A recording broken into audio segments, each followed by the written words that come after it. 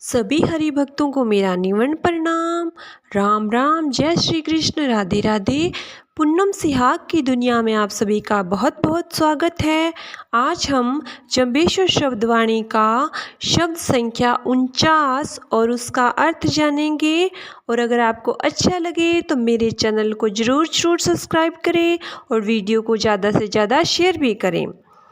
जब शब्द संख्या 48 में गुरु जंबेश्वर भगवान ने लक्ष्मण नाथ को उपदेश दिया था, तब उनका उपदेश सुनकर लक्ष्मण नाथ की मंडली में से एक साधु ने गुरु जंबेश्वर भगवान से कहा, हे देव, आपके शब्द और बातों को सुनने से हमें ज्ञान प्राप्त हो गया है। आज हमको पूर्ण ब्रह्म का दर्शन हुआ है।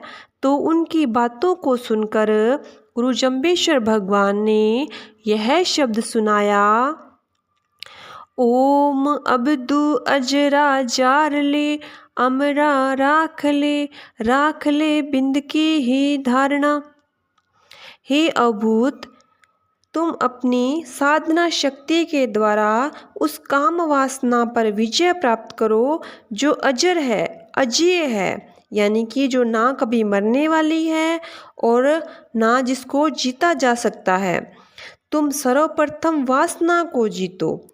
तुम्हारे मन में वह तेज जो अधोमुखी होकर काम केंद्र में जाकर शरित हो जाता है, उसे उधरमुखी बनाओ। गुरु जंबेश्वर भगवान ने कहा है, तुम काम क्रोध ये जो विकार है उनको अपने वश में करो, मन को वश में करो। यानी कि जो मन कहता है गलत कार्य करने का, तो मन को रोको, मन को भगवान की भक्ति में लगाओ, मन को अच्छे कर्मों में लगाओ, मन को परोपकार में लगाओ। तो मन को वश में रखो और वीर्य की रक्षा करो, यानी कि वासना से मुक्त हो, वासना को अपने वश में रखो, जिससे योग साधना में तुम्हें सहायता मिलेगी। यानी कि तुम मन को वश में रखोगे, अपनी इंद्रियों को वश में रखोगे, तो तुम्हें योग करने में, योग में जो तुम प्रयास कर रहे हो, जो योग की कोशिश कर रहे हो, इसमें तुम्हें सहायता मिलेगी। यदि मन वश में नहीं होगा तो योग साधना नहीं कर पाओगे।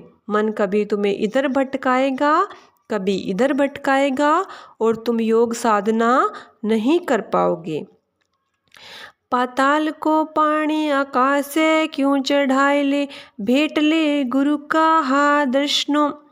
अपनी बिंद की शक्ति उधरो बेता बना ले, जिससे तेरे अंदर ध्यान धारण की शक्ति आ जाएगी और 10वें द्वार के माध्यम से अपने स्वरूप का दर्शन कर लेना।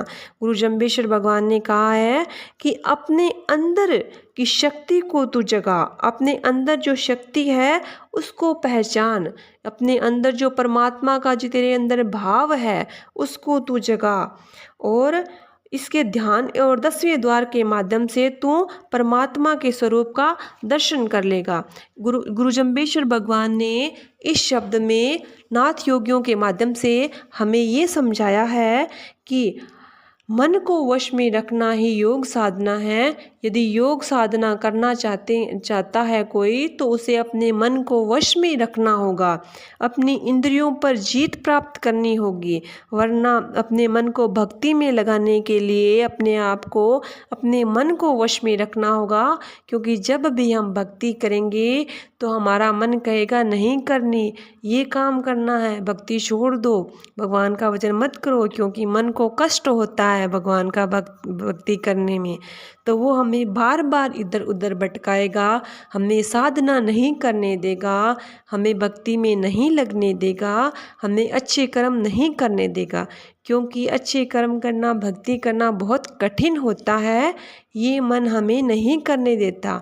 इसलिए गुरु जंबेश्वर भगवान ने कहा है कि इसको वश में करो, तभी योग साधना तुम कर पाओगे, अपने आप को योग साधना में लगा पाओगे।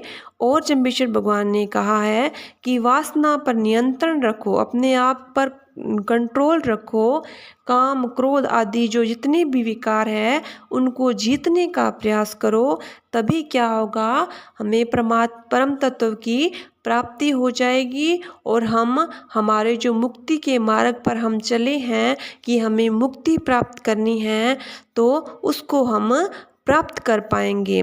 इस शब्द में गुरु जम्बेश्वर भगवान ने हमें यही समझाया है। बोलिए गुरु जम्बेश्वर भगवान की जय। बोलिए विष्णु भगवान की जय। नारायण नारायण नारायण नारायण नारायण नारायण नारायण नारायण।